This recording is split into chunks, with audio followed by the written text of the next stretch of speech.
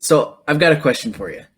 Would you rather have $1 million right now, or would you rather me give you 1 penny and then I'll double that amount every single day for a whole month? Okay, it kind of seems like a no-brainer, right? I'm going to get back to that. But as we learned in our last video, saving money is important. And in this video, I want to give you the 3 biggest reasons to save money. So let's get started.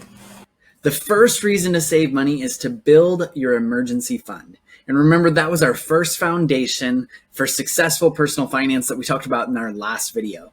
A high school student in general should have at least like $500 set aside to be in an emergency fund that can be used on emergencies only. And remember, emergencies are like fixing your car when it breaks down. Not buying a TV or the new iPhone or something like that, that wouldn't be considered emergencies. So as you get older, though, you're going to want to build that emergency fund and make it bigger and bigger and bigger. And what's suggested is that you should have an emergency fund that is worth 3 to 6 months of living expenses all saved up, okay? But really, how much is that? And the way to kind of figure this out is it honestly kind of depends on how much your living expenses are, because that changes from person to person. So how much is your rent or your mortgage, your utilities like your electric and garbage, and how much money are you needing to spend on food and gas and some of those essential things that you kind of don't have an option on, you have to spend money on. Okay, so essentially, how much would all of that add up to be to make in a month? So maybe that's like $2,000, for example. Okay, if it's $2,000, then what we would do is 3 months of that would be just multiplying 2,000 times 3, and that'd be 6,000, or multiplying it by 6 for 6 months, and that'd be 12,000. So really, if you have $2,000 worth of expenses every month, then you should have at about a $6,000 to $12,000 emergency fund. But like we said, in the meantime, what we need is $500. And so I wanted to give you guys some tips on how you can save $500 now if you don't have that already. So a few ideas could be to save your allowance instead of spending it on your fast food or your video games. That's an easy one. But some of you guys don't have allowances, right? You don't get that. And so you could always sell some of your old stuff that maybe you don't use anymore. You could advertise to babysit or do some yard work. You could actually get a part-time job, right? Or maybe you can't. Maybe you could just use your skills. Like if you're really skilled at playing the guitar or playing the piano, or maybe you love math and you could do some tutoring or something like that. Those would be options on how you could save money right away. I also wanted to mention that in order to save your emergency fund, it's a good idea to find a bank where you can save this money and then not touch it. It's very dangerous if you put it in your checking account and you just slide your debit card and then you use it. I'm not saying that. I'm saying having a savings account.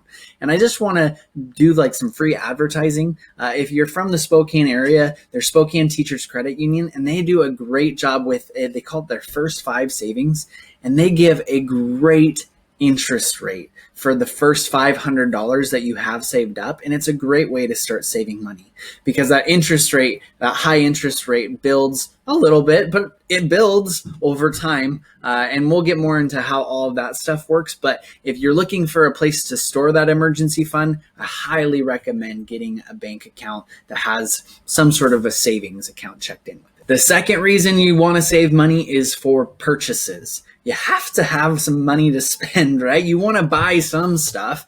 And sometimes this may be little things that you want to save up for, but sometimes it might be like a big ticket item that you want to buy a new car or that new dress, or maybe you're like me and your fridge is leaking and you want to have a new fridge. Yeah, you can save money to buy a fridge for me if you wanted to.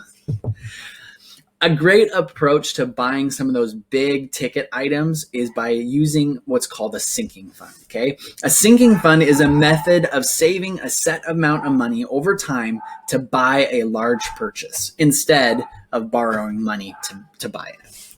So say, for example, you wanted to buy a $3,000 car in the future. You could borrow money to buy a car now, but remember that foundation number 3 says that you want to pay cash for your cars. Or you could start a sinking fund. And if you saved just $300 a month, okay, if you saved $300 a month, that would only take you 10 months to save enough money to buy that car.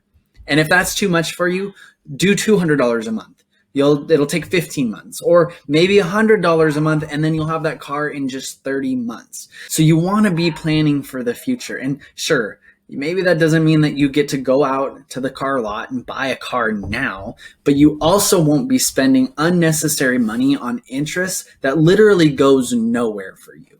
And cash, seriously, cash has power at some of these dealerships. I was talking to a friend the other day, and they said they were able to buy like a $10,000 car for $5,000, half the amount, just because they came in and they said, I have cash to give you. I will pay you $5,000 for this car. The final reason to save money is for wealth building. In order to build wealth, you have to have discipline, because it doesn't happen overnight. It's not just like one of those, oh, there we go, I saved a bunch of wealth, right? Wealth is not going to happen overnight. And so it'll take a long time to build that wealth, but in the end, it's totally worth it. My Uncle Bill has taught me a lot about the financial world, and he calls this idea of compound interest, okay? And we'll get into more of that in a little bit, but compound interest as the 8th wonder of the world. So remember in the video when I asked if you would rather have $1 million now or a penny doubled every day for a month? I think most of you, if you were like me, when I first thought about this problem, I was like, give me $1 million. I'm not going to waste my money on a penny. But guess what? If you do the math, a penny doubled every single day for a month is actually worth $5 million at the end of those 30 days. Compound interest is a mathematical miracle, and it can transform your life, especially if you start now and you don't wait until later when you're older like me. You start young like you. Okay? Keep watching and I'll show you how it works.